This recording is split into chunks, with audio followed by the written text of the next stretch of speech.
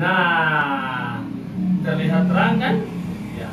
Bagaimana dengan keadaan yang gelap tadi? Nah, itulah perbandingan pada saat lampu belum ada atau listrik belum ada yang temukan dengan pada saat sekarang listrik sudah ada yang menemukan. Tahukah kamu apa yang terjadi jika saat ini belum ada listrik? Nah, untuk itu kita perlu cari tahu siapa tokoh penemu arus listrik. Bagaimana proses arus listrik sehingga mengalirkan lampu di kelas.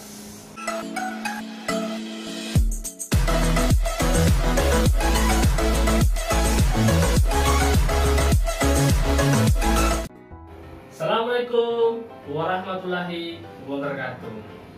Kembali lagi bersama Kak Jufri.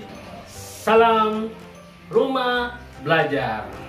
Tujuan pembelajaran kita kali ini adalah dengan mengamati siswa mampu mengidentifikasi komponen-komponen listrik dan fungsinya dalam rangkaian listrik sederhana dengan tepat.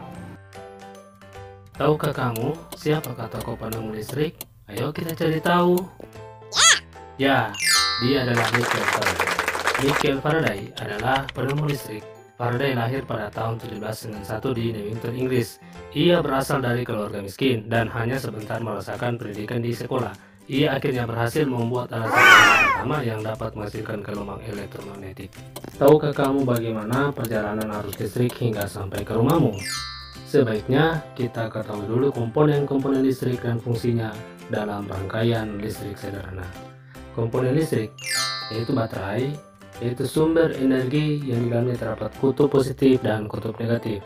Selanjutnya lampu, yaitu berfungsi sebagai pengguna energi listrik, dan kabel mengalirkan arus listrik dari baterai hingga mencapai lampu, dan saklar atau switch itu menghubungkan dan memutuskan aliran listrik.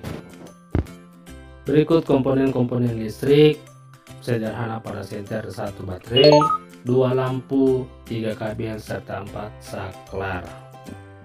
Rangkaian listrik itu ada 2, ya.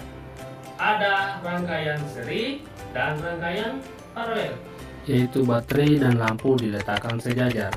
Arus listrik yang mengalir pada rangkaian seri hanya berada dalam satu aliran kabel yang menghubungkan semua lampu. Jika terdapat lebih dari satu lampu pada rangkaian seri, maka jika salah satu lampu dibuka atau aliran dari satu putus, maka semua lampu akan mati. Rangkaian paralel adalah rangkaian yang disusun secara berderet. Rangkaian ini juga disebut rangkaian bercabang. Lampu pada rangkaian ini jika satu jalur diputuskan, maka jalur lain akan tetap menyala. Penggunaan rangkaian seri dan paralel biasa terdapat pada lampu-lampu di rumah dan hiasan lampu-lampu hias. Arus listrik adalah gelombang elektromagnetik, yaitu gelombang yang dapat merambat meski tidak ada media perantara. Gelombang elektromagnetik terbentuk dari hasil perubahan medan magnet dan medan listrik yang terjadi terus-menerus. Arus listrik dihasilkan oleh generator raksasa pada pusat pembangkit listrik. Arus listrik tersebut disalurkan melalui jaringan listrik tegangan tinggi berupa jaringan kabel pada menara-menara tinggi yang menuju ke gardu-gardu penerima di berbagai daerah. Dari gardu-gardu penerima, arus listrik kemudian disalurkan ke rumah-rumah penduduk dan berbagai tempat yang memerlukan. Arus listrik yang diterima di rumah kemudian disalurkan melalui rangkaian kabel listrik di dalam rumah. Inilah perjalanan listrik hingga sampai ke rumah ataupun di kelas. Rangkaian seri dan paralel merupakan jenis-jenis rangkaian yang dipakai untuk menyambungkan 2 ataupun lebih komponen listrik sehingga menjadi satu kesatuan yang utuh. Nah, betapa penting peranan listrik bagi kehidupan manusia. Tanpa listrik tentunya kita akan mendapatkan banyak kesulitan dalam mengerjakan aktivitas sehari-hari. Namun demikian, kita juga harus tetap bijaksana menggunakan listrik dalam kehidupan sehari-hari. Berikut contoh membuat rangkaian listrik seri sederhana, baterai, saklar, lampu, serta kabel penyusunnya, dan jadilah rangkaian seri sederhana. Selanjutnya adalah rangkaian listrik paralel sederhana, baterai, saklar, lampu, dan penyusunnya seperti kabel. Maka jadilah rangkaian paralel sederhana. Demikian video pembelajaran ini.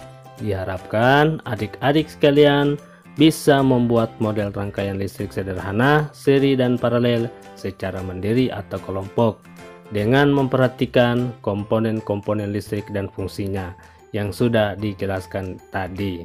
Oke. Belajar di mana saja, kapan saja, dengan siapa saja.